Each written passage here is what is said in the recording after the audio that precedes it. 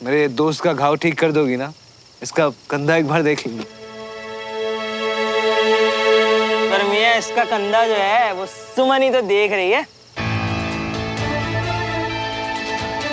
सुमन ही doctor है हमारे मियाँ की, वही इलाज कर रही है हमारे श्रवण मियाँ का।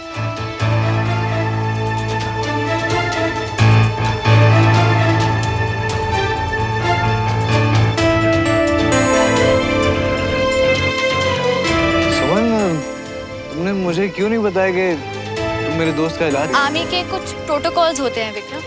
पहली बात तो एज अ डॉक्टर मैं अपने पेशेंट्स के पर्सनल डिटेल्स शेयर नहीं कर सकती, और इतने सारे पेशेंट्स आते हैं मेरे पास, किस किस की बातें बताऊं मैं तुम्हें।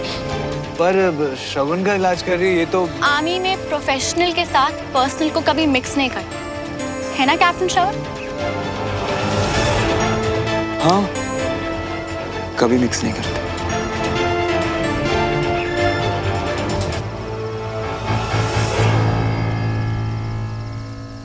पता है सुमन, मैं जितना तुम्हें और जान रहा हूं ना, मेरे दिल में तुम्हारे लिए इज्जत उतनी ही और बढ़ती जा रही है। सच में दोस्त, कमाल है। मतलब यार सैल्यूट है तुम दोनों को।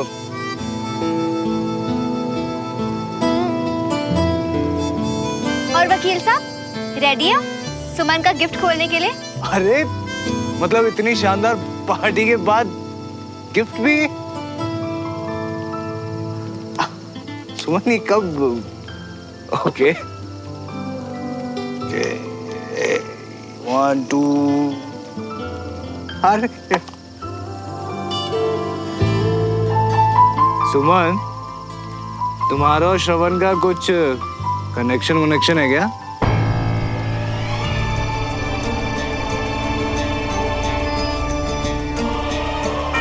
ये देखो ना, पता है श्रवण ने भी मुझे सेम घड़ी गिफ्ट करी है, बिल्कुल सेम।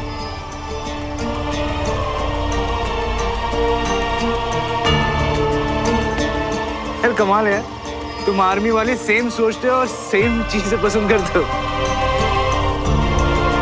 पकड़ दिखाओ। ये देख। नहीं, शायद डब्बा बदल गया होगा। तुम्हारे लिए ये घड़ी तो मैं कभी नहीं चुनती।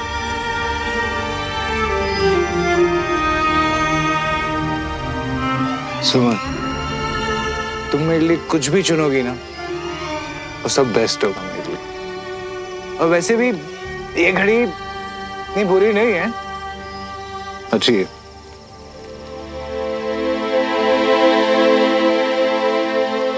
अरे दोस्त, क्या हुआ यार? तुम जब से आए हो ऐसे ही चुप बैठे हो, कुछ बोल ही नहीं रहे हो। हाँ मियाँ, कुछ बता ही नहीं रहा किसी को। बंटी, तूने ना बहुत ज्यादा तो तुम कर रही हो मियाँ। आज हम शर्त लगा के कह सकते हैं, इसने अब तक ये नहीं बताया होगा कि तुम लोग को जो लग रहा था ना कि ढोल बाजे केस जीतने की खुशी में इसने बजवाए थे, ना ना ना ना ना, वो घर जिसको बेचा था ना, उसकी बेटी की शादी के फंक्शन के लिए बज रहे थे। क्या?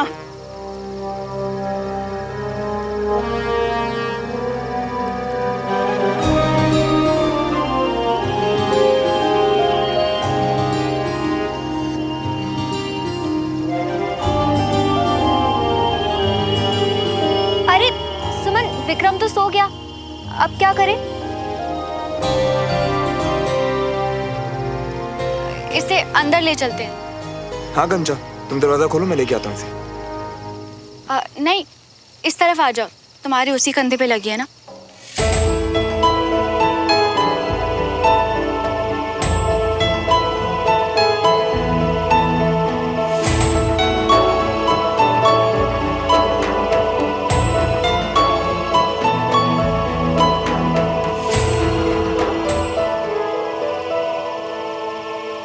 तुम विक्रम से क्या बात कर रही थी?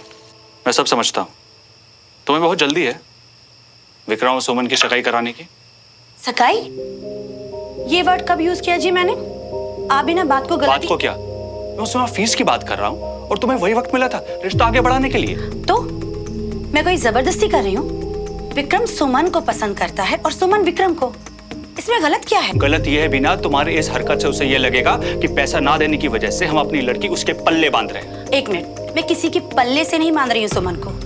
ऐसे हालात में मेरी खुद की बेटी कंचन भी होती ना तो भी मैं यही करती। टीना, देखो, आप समझते क्यों नहीं हो? मैं कभी भी गलत नहीं सोचती हूँ। इस घर की हमेशा भलाई सोचती हूँ।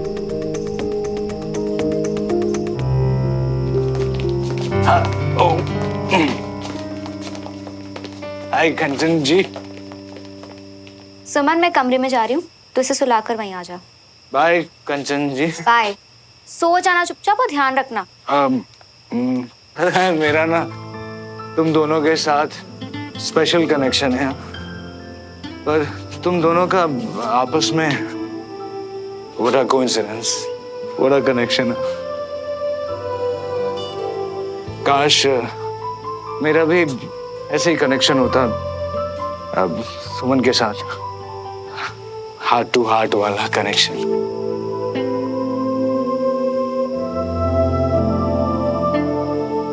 मुझे पता होता तुम्हारे दिल में क्या है तो सब सही हो जाता।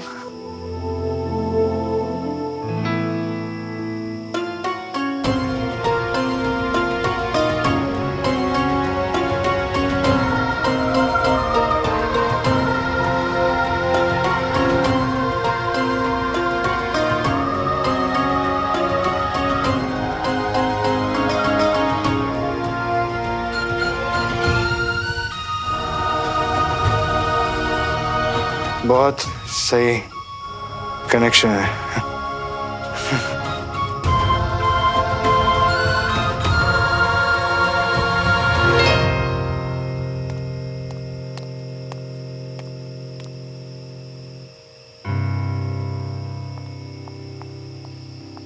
रुको श्रवण,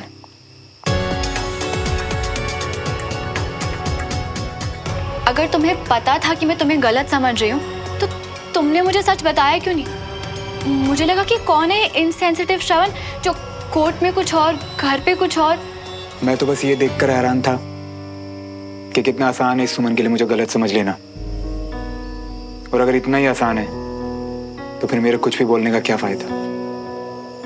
एक वक्त था श्रवण जब बहुत बड़ी बड़ी बातें की थी तुमने कि मैं कितनी स्पेशल हूँ तुम्हारे लिए, कि तुम कभी मेरा साथ नहीं छोड़ोगे, एटसेट्रा एटसेट्रा एटसेट्रा। ये सब बातें तो तुमने भी की थी ना सुमन। आई नो, पर फिर एक थप्पड़ ने सब बदल दिया, है ना? हाँ, मारा मैंने तुम्हें थप्पड़, हुई तुम्हारी इंसल्ट। पर कभी तुमने ये सोचा श्रवण कि वो हालात कैसे थे? उस वक्त मेरी हालत क्या थी? मैंने सिर्फ अपने पापा को नहीं, अपने रोल मॉडल, आइडल, मेंटोर सबको एक झटके में खो दिया श्रवण। और तुम वहां खड़े खड़े अपने पापा की सफाई दे रहे थे। पर आखिर साबित हो ही गया ना कि वो सब बड़ी बड़ी बातें सिर्फ बातें ही थी। बहुत स्पेशल थी ना मैं तुम्हारे लिए। तुम तो मुझसे सबसे ज्यादा।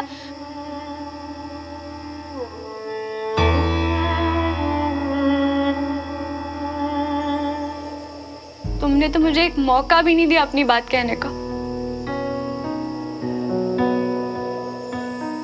किस किस नंबर पे कॉल्स नहीं किए तुम्हें, मैसेजेस नहीं छोड़े, किसी एक का भी जवाब दिया तुमने? कभी पूछा कि मैं कैसी हूं? तुम तक पहुंचने वाले हर रास्ते पे तो मेरे लिए जैसे तुमने नो एंट्री का बोर्ड ही लगा दिया।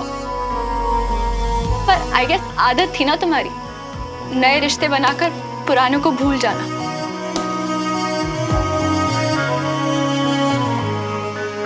तुम मेरे साथ नहीं थे श्रवण, इसलिए तुम्हें नहीं पता कैसे कैसे दिन देखे हैं मैंने। जब कोई हमेशा के लिए आपका हाथ पकड़कर अचानक से छोड़कर चला जाता है ना, तो इंसान अकेला नहीं रह जाता श्रवण, वो टूट जाता है। इस सब में सिर्फ मैंने ही अपना सब कुछ खोया है।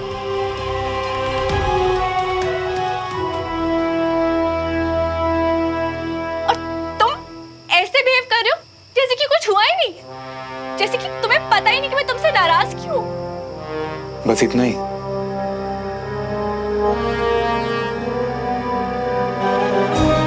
जिस तरह से तुम जा रही थी मुझे तो लगा था कि अभी और बहुत कुछ सुनाना बाकी है। और बिल्कुल सही तो कहा तुमने, सब कुछ तुमने ही तो खोया था। अकेली सिर्फ तुम ही तो पड़ी थी ना उस दिन। सारी तकलीफें सिर्फ तुमने ही तो सही थी।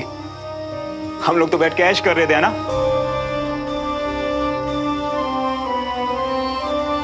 यही सोचती हो ना तुम?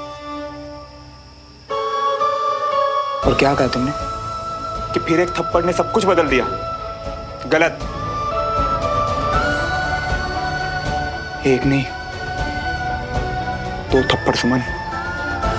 तो एक जो तुमने मुझे मारा और दूसरा जो पुलिस ने मेरे पापा को मारा। जब घसीटते हुए ले गए थे उन्हें हमारे घर से वो लोग।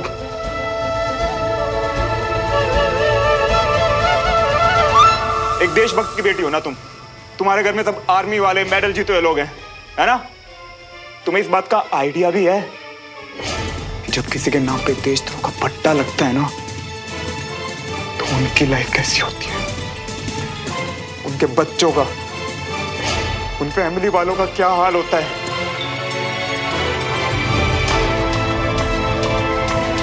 अगर तुम अकेली रह गई थी ना सुमन, तो हम भी पूरी तरह से बिखर गए थे।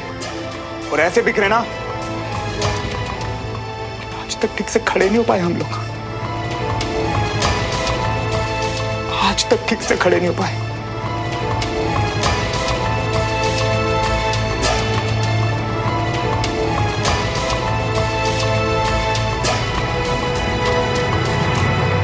और सुमन, जब दो जुड़े हाथ छूटते हैं ना, तो सिर्फ एक हाथ अकेला नहीं होता, दोनों अकेले हो जाते हैं। दोनों। तुमने बहुत कॉल किए, मैसेजेस किए, टेक्स्ट किए, नो बोर्ड के साइन देखे ना, और काश एक बार अपने घर से बाहर निकलकर देखती हमारी तरफ। जब ये मोहल्ले वाले देशद्रोही बोल बोल के हमारा जीना आराम कर रहे थे, सिर्फ एक बार।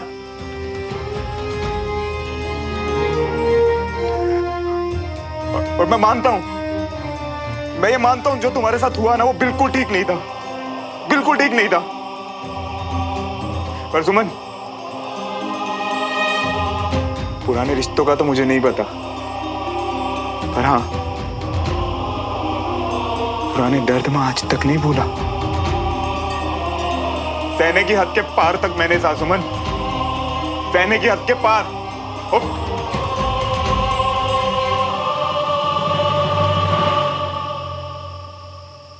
और फिर एक दिन मुझे एहसास हुआ कि तुम्हारी किताब में तो मैं सिर्फ एक छोटा सा चैप्टर था।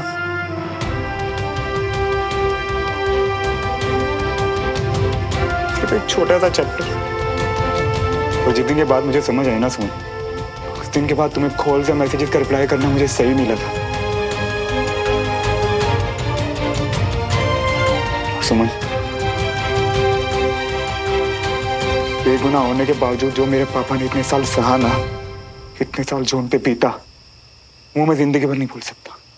तो मैं भी नहीं भूल सकती जो मेरे पापा के साथ हुआ, और ना ही मैं ये मान सकती हूँ कि तुम्हारे पापा पूरी तरह से बेगुनाह है। शायद जानबूझकर ना किया उन्होंने, पर ये भी तो सच है ना श्रवण, कि उनकी गलतफहमी की वजह से मेरे पापा की जान गई है। इतनी बड़ी लापरवाही की सजा सिर्फ 3 साल। तो और क्या चाहती हो? अब वो फांसी पे लटक जाए?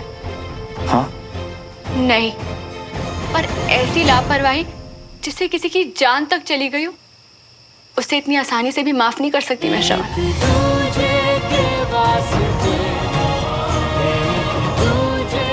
तो ठीक है, जब ना तुम पीछे हट सकती हो और ना मैं पीछे हट सकता हूं, तो आधी रात को गड़े मुर्दे क्यों खाड़ रहे हैं हम? हाँ?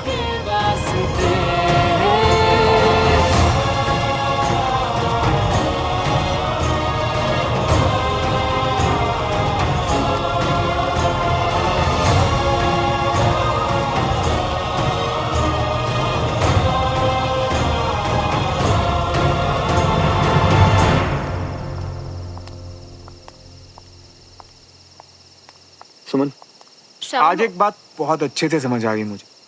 लाइफ में कोई किसी के लिए वेट नहीं करता, जैसे कि तुम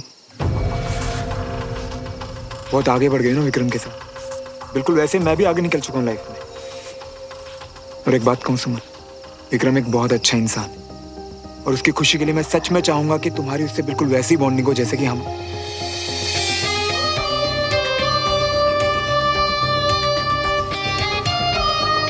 माफ करना, जैसे कि विक्रम को लग रहा है कि हमारे बीच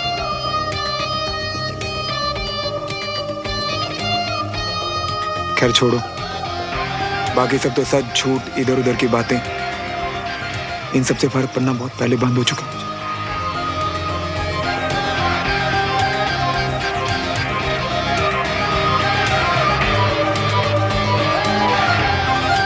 ग्रेट।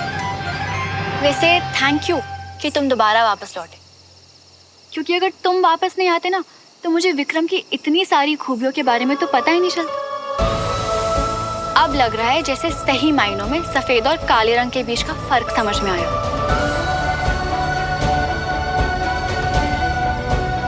ऐसा है श्रवण मल्होत्रा, विक्रम को अपने पास के बारे में मैं खुद सब कुछ सच सच बता, तो मेरी फिक्र करने की तुम्हें कोई जरूरत नहीं। तुम वो करो जो तुम्हें ठीक लगे और मैं वही करूंगी जो मुझे सही लगे।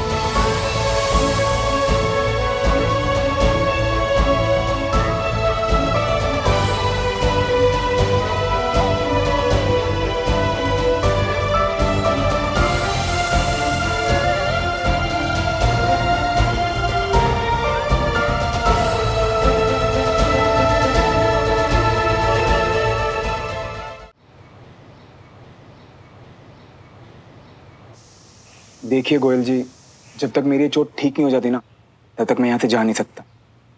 आप मेरे लिए कोई दूसरी जगह ढूंढ देंगे? अब मेरा प्लान तो आर्मी मेस में जाने का था, पर वहाँ पे कोई क्वार्टर ही खाली नहीं है। जब किस्मत ही खराब हो तो घर बेचकर थोड़ा फंस गया यार, पर आप चिंता मत करिए, आपके लिए रेंट पर नए घर का इंतजाम करता हूँ। ठीक है, अच्छा मैं चलता हूँ फिर, है ना? आइए हम आपको बाहर तक चढ़ाते हैं। चलो।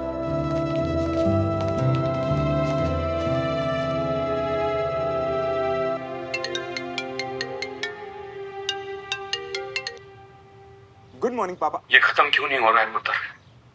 एक दिन तू अच्छी खबर सुनाता है कि केस बंद है और दूसरे दिन मैं फिर से जेल नहीं जा सकता। शोल मैं सच में एक सेकंड पापा, आप शांत हो जाइए और मुझे आराम से बताइए। और ये जेल जाने की बात कहाँ से आ गई? केस तो खत्म हो चुका है ना, फिर अचानक से आप? बेटा वकील साहब का फोन आया था, उन्होंने बताया कि तिवारी जब इस केस को हाई कोर्ट में लेकर जा रहे हैं। क्या?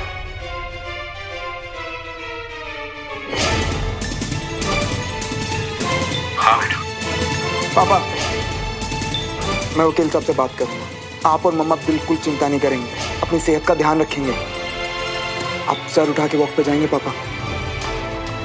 मैं हूं ना यहाँ, मैं देखता हूँ कुछ। हाँ ठीक है पापा।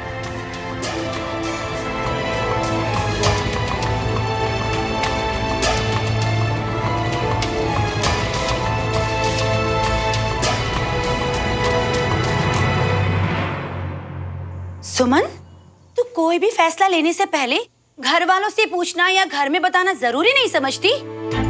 चाची प्लीज, चिल्लाने की जरूरत नहीं है, मैं फैसला कर चुकी हूँ। क्या बात हो गई? सवेरे सवेरे इतना शोर क्यों मचा रहा है घर में? पूछ लो इसी से, अगर मैं कुछ कहूंगी तो गलत लगेगा। मम्मी क्यों चिल्ला रहे हो? अब बोलो ना क्या हुआ? 7 साल बाद जो केस बड़ी मुश्किल से बंद हुआ था, उसे फिर से खोलने का फैसला ले चुकी हैं। सोच नहीं रही हैं, फैसला ले लिया।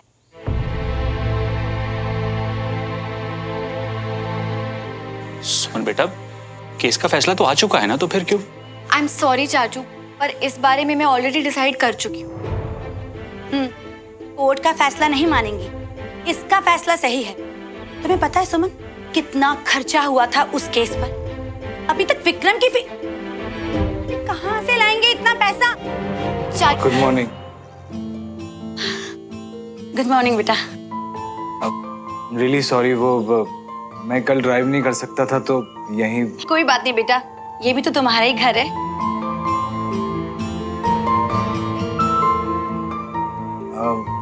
ठीक है, तो मैं फ्रेश होके आता हूँ। हाँ बेटा, मैं जब तक चाय नाश्ता लगवाती हूँ।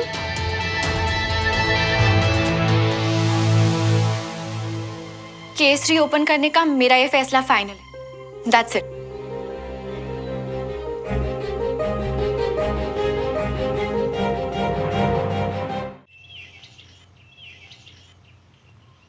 सुमन, तूने बताया नहीं कि कल रात को श्रवण के साथ क्या बात हुई थी तेरी?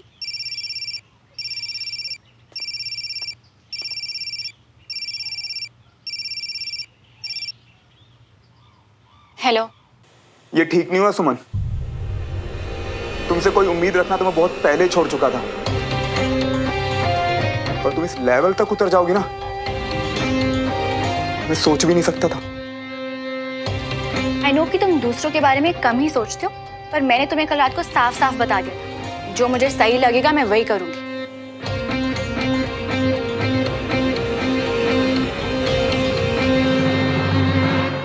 कल रात की एक एक बात बहुत अच्छे से याद है मुझे, इसलिए बहुत क्लियरली देख सकता हूं मैं। बेटे का कुछ कर नहीं सकती तो गुस्सा बाप पे उतार रही हूं। यही गुस्सा ना तुम्हें कि मैं तुम्हें अकेला छोड़ गया। मुझे तुमसे या तुम्हारे पापा से कोई मतलब नहीं। मेरे लिए सिर्फ मेरे पापा को इंसाफ दिलवाना जरूरी है। इसलिए प्लीज अपने आप को इतनी इंपॉर्टेंस देना बंद करो कि मैं तुम्हारे लिए सब। सुमन, कर्नल अंकल के बारे में अपनी फीलिंग्स बताई थी मैंने तुम्हें, जिन पे तुम्हें पहले तो भरोसा हुआ, पर अब अचानक।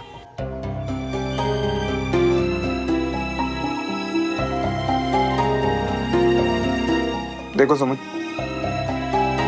मैंने तुमसे हाथ जोड़कर माफी मांगता हूं। जाने अनजाने मुझसे बहुत गलतियां हुई होंगी, पर गलतियों की सजा मेरे पापा झेल नहीं पाएंगे। Please Suman. श्रवण प्लीज, हमारे बीच अच्छा बुरा चाहे जो भी हुआ हो, उसके बावजूद आज भी मुझे किसी के सामने गिड़गिड़ाता हुआ श्रवण अच्छा नहीं लगता। ये ना मैं तुम्हें ना तुम्हारे पापा को सजा देने के लिए कर रही हूँ। तो फिर क्यों? मुझे जो सही लग रहा है मैं वही कर रही हूँ। इसलिए प्लीज आगे से मुझे ऐसे इमोशनली ब्लैकमेल करने की जरूरत नहीं है, क्योंकि ये सबसे कुछ नहीं बदलने वाला।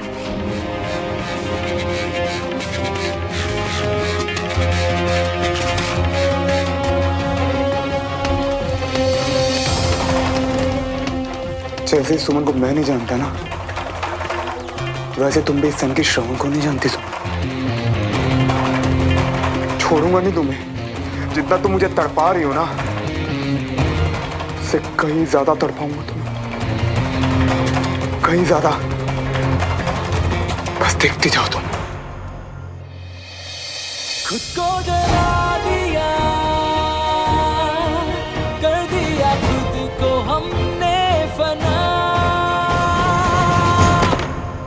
एक दूजे के वास्ते, एक दूजे के वास्ते।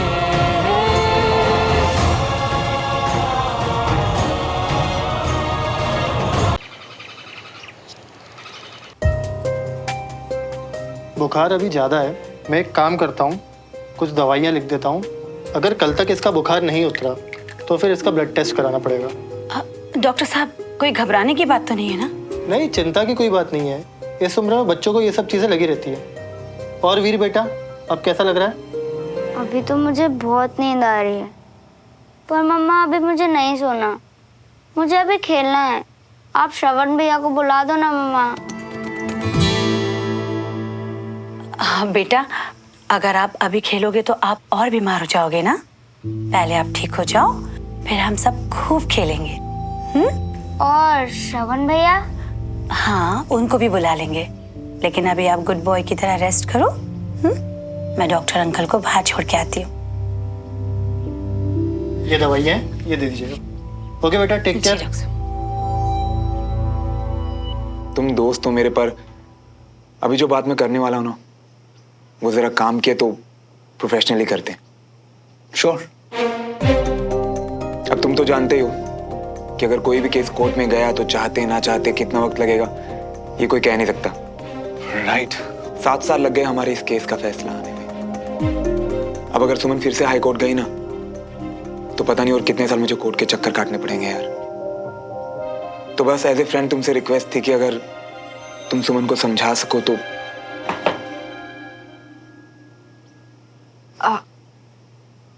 I am sorry, I think आप दोनों कोई ज़रूरी बात कर रहे थे, मैं बाद में आती हूँ। सुमन, बात तो जरूरी है लेकिन प्लीज आओ, बैठो।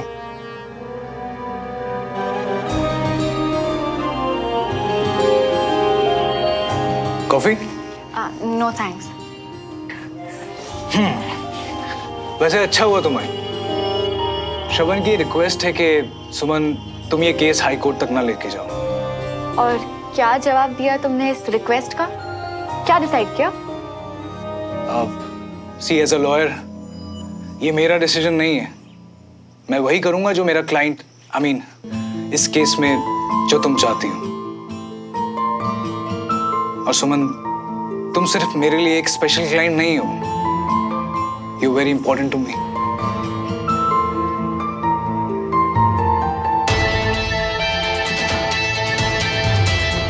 Thank you Vikram. Captain Malhotra, I know कि आप लॉयर नहीं हैं, इसलिए इस सिचुएशन में आपके लिए कोई कोड ऑफ कंडक्ट नहीं, पर ऐसे सामने वाले लॉयर को दोस्ती के नाम पे फुसलाना ठीक लगता है आपको?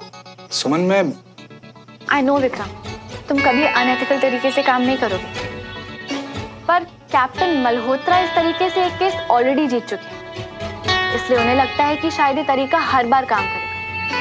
एज एन ऑफिसर आपको ये अनएथिकल नहीं लगता? मैं अपने दोस्त के पास आया, एक दोस्त की हैसियत से सिर्फ और सिर्फ रिक्वेस्ट करने, किसी को बहलाने, फुसलाने या गुमराह करने की जरूरत मुझे नहीं है। पर मैं एक क्लाइंट की हैसियत से अपने लॉयर से बात करने आई हूँ, उन्हें ये बताने कि चाहे कुछ भी हो जाए, ये केस तो हाई कोर्ट तक जाकर ही रहेगा। This is professional. लेकिन इस वक्त जो तुम कर रही हो ना सुमन, वो सिर्फ प्रोफेशनल नहीं है, it is personal, very personal.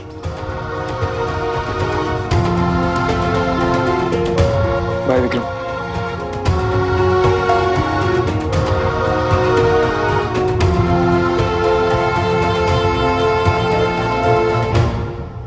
सुमन, ये सब कुछ जो कुछ भी हुआ मुझे समझ नहीं आया। श्रवण ने ऐसा क्यों बोला कि इट इज पर्सनल? पता नहीं ऐसा क्यों लग रहा है कि शायद तुम दोनों एक दूसरे को पहले से जानते हो। और ये मैं केस की बात नहीं कर रहा हूं, वो वाली फीलिंग होती है ना कि सब कुछ आपकी आंखों के सामने हो रहा है लेकिन आप देख नहीं पा रहे हो। क्या नहीं देख पा रहा हूं मैं सुमन? एक्चुअली मैं आज तुम्हें वही यहाँ बताने आई हूँ।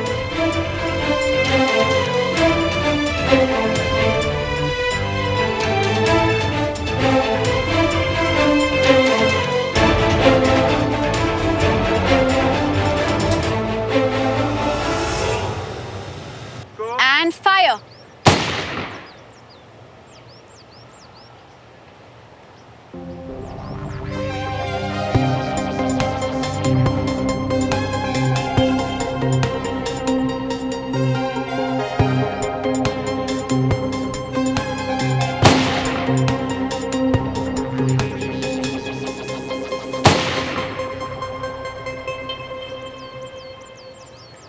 कैप्टन मल्होत्रा, आई नो कि आपने अपने हाथ को पूरा रेस्ट दिया था और आपका वुंड भी ऑलमोस्ट हील हो चुका है, पर आपके कंधे के अलाइनमेंट में अभी थोड़ी प्रॉब्लम है।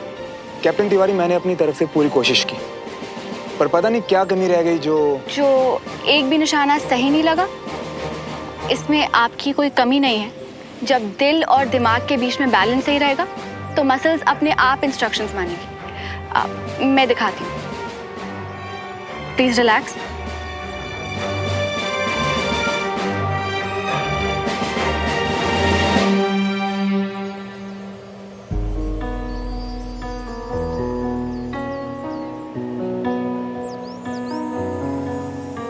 अब ट्राई करिए।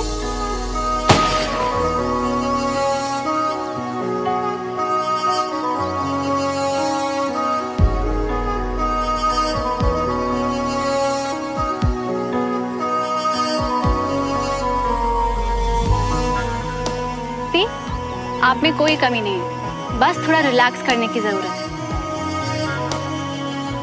Great job captain. लगता है आपने अपने पेशेंट की सही नब्ज पकड़ ली है कैप्टन सुमन।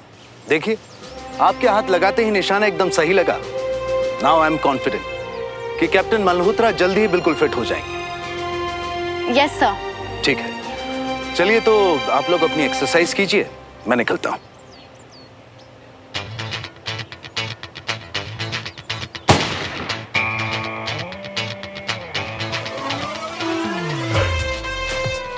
इतनी एक्टिंग करके थकती नहीं क्या तुम? अब तो तुम्हारे सीईओ भी इंप्रेस होकर चले गए। अब यहाँ कोई नहीं है देखने वाला कि तुम मेरी नब्ज कैसे पकड़ रही हो। ये सब बोलकर तुम... मैं क्या प्रूव करना चाहता हूँ? चीजें प्रूव करने का शौक मुझे नहीं, तुम्हें। मैं तो बस इतना कहना चाहता हूँ कि जो भी तुम कह रही हो ना, जरा दूर रह के भी कह सकती हो। God captain, please grow up और अपनी डॉक्टर को शांति से उनका काम करने दीजिए। फायर।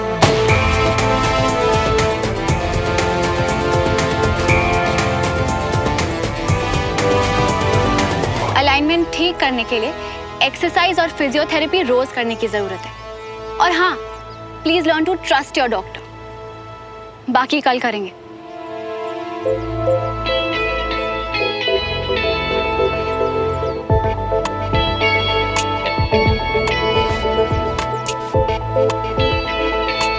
कैप्टन तिवारी, वैसे तुम फ्री की एडवाइस बहुत देती हो, नहीं? What? Learn to trust your doctor. Advice तो बहुत अच्छी है, पर जब डॉक्टर तुम हो तो... वैसे अभी तक विक्रम को सब कुछ सच सच बता दिया होगा, नहीं? ताकि उसका तुम पे ट्रस्ट ना टूटे, राइट? हाँ, बता दिया। तो क्या क्या सुनना चाहते हो श्रवण? साफ साफ बोलो ना। अब वो सब डिटेल्स तो तुम ही बताओगी ना, कि क्या क्या हुआ। उस बेचारे भले आदमी का तो दिल ही टूट गया होगा, राइट? तुम्हें पता है श्रवण कि तुम में और विक्रम में फर्क क्या है? तुम इस गलत फहमी में जीते हो कि इस पूरी दुनिया में सब लोग तुम्हारे जैसे इमेच्योर हैं। पर थैंक गॉड कि विक्रम जैसे लोग भी हैं जो समझते हैं कि बचपने में हुए हफ्ते 2 हफ्ते की अट्रैक्शन को लोग प्यार समझने की बेवकूफी नहीं करते। उस उम्र में गलती सबसे होती है। जब मैंने ये बात विक्रम को बताई ना, तो बहुत जोर से हंसा वो। बिल्कुल सही कह रही हो तुम। उस उम्र में वो बचपना तो सभी करते हैं, बेवकूफी तो थी वो। लेकिन कुछ लोग उस बेवकूफी से सीखते नहीं है, बल्कि बार बार उसे दोहराते हैं, है ना? वैसे अगर विक्रम इतना ही मैच्योर है तो उसका प्यार कितना गहरा होगा, नहीं? वाकई बहुत लकी हो तुम सुमन। पर हम दोनों कुछ ज्यादा कंपेयर नहीं करती। जैसे कि कभी सफेद और काले रंग में, तो कभी मैच्योर और इमेच्योर में।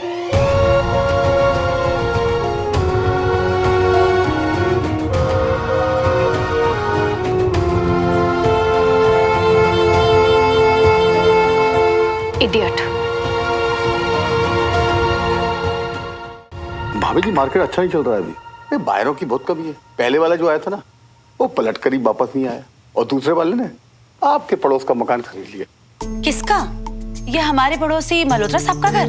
बिकी है उनका घर? ना बिकी गया समझो, टुकड़ बनी मिल गई है और 1 आध दिन में पोजीशन मिल जाएगा। वो क्या है ना, बायर की कमी है मार्केट में। देखिए गोयल साहब, हमें तो आपका ही भरोसा है। अब आपको तो हमारी स्थिति पता ही है। हमारे घर की फाइनेंशियल स्थिति ठीक नहीं है। मुझे किसी भी हाल में ये घर बेचना ही है। अब आप ही बताइए कि क्या करें हम लोग। देखिए भाभी जी, कुछ दिमाग में आया है। आपका पड़ोसी कैप्टन साहब। कौन? श्रवण? हाँ, देखिए भाभी जी, अभी उनका मकान बिकी गया और कुछ दिन के लिए उन्हें भोपाल में रहने की आवश्यकता है। अब वो थोड़ा बहुत छोटा सा मकान ढूंढ रहे हैं भोपाल में। और भाभी जी, आपका मकान तो बहुत ही बड़ा है। मेरे हिसाब से सबके फायदे की बात है, खास तौर पर आपके फायदे की। अब आप रेंट के बारे में सोचिए और मैं जब तक बाहर को ढूंढता हूँ, निश्चित रहिए आपका मकान दिखवा दूंगा, है ना? मैं चलता हूँ भाभी जी, है ना?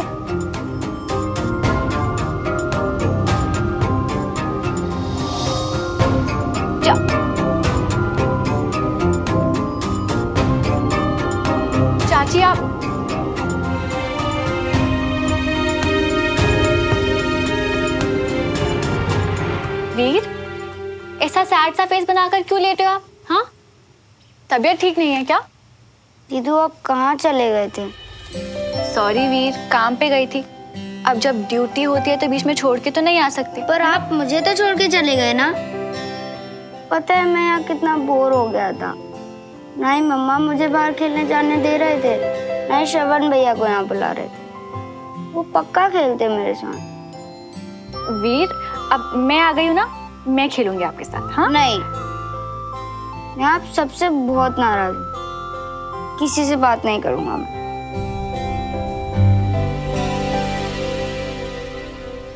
वीर, आप तो गुड बॉय हो, है ना? अगर आप ऐसे नाराज रहोगे तो ठीक कैसे होगे? पहले आप जल्दी से ठीक हो जाओ, उसके बाद हम खूब खेलेंगे। ओके?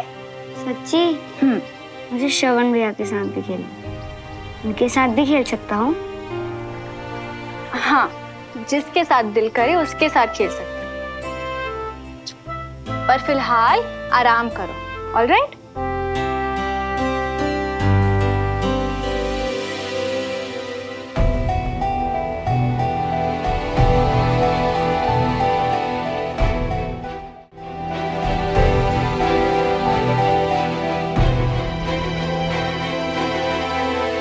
चाची, ये जो आज तीसरी बार हमारे घर आए, जिन्होंने घर बेचने की बात करी, वो चाचू के दोस्त नहीं थे, वो एक ब्रोकर थे, है ना? हाँ, मैंने घर बेचने का फैसला कर लिया है, इसीलिए मैंने उन्हें बुलाया था ताकि उन्हें घर दिखा दूं। आपने अकेले? इस फैमिली में हम बहुत लोगों को खो चुके हैं चाची।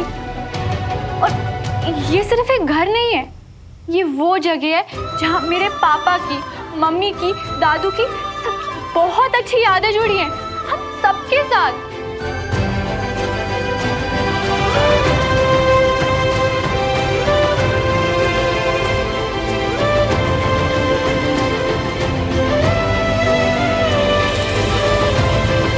उन यादों के अलावा और बचा ही क्या है हमारे पास?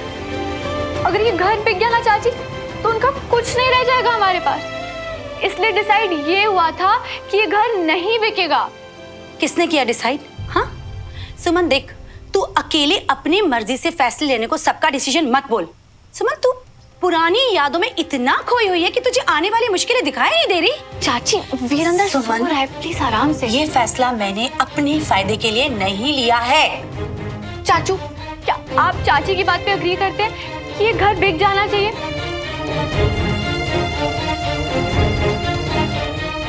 मैं जानती हूँ कि आप भी अग्री नहीं करते, इसलिए प्लीज आप चाची को समझा दीजिए कि ये घर नहीं बिकेगा।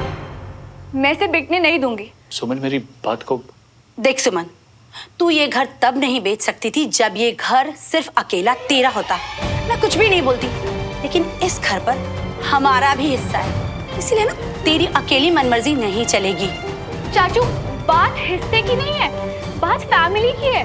और सिर्फ मेरे अकेले की आदत थोड़ी ना जुड़ी है, सबकी मेमोरीज है। चाची, मेरे हिस्से का आप और कुछ भी ले लीजिए, इसके अलावा मैं आपकी हर बात मानने के लिए तैयार हूँ। बस ये घर नहीं बिकेगा।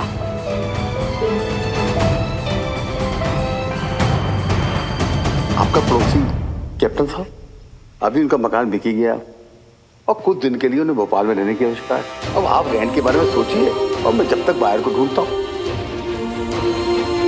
देखिए, मुझे भी अपने परिवार की पूरी चिंता है, लेकिन अब वीर, कंचन और सुमन के भविष्य के लिए जो बेहतर होगा मैं वो ही करूंगी।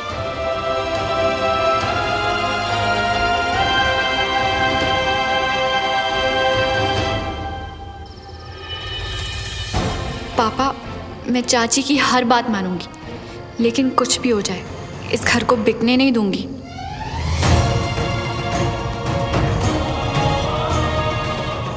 सिर्फ आपकी यादें ही तो बची है मेरे पास। इस घर के साथ उन यादों को नहीं खो सकती मैं पापा।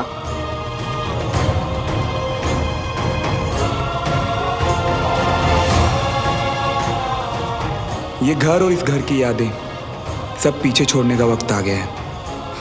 मुझे बस कुछ दिन और यहाँ भोपाल में रहने का इंतजाम करना होगा।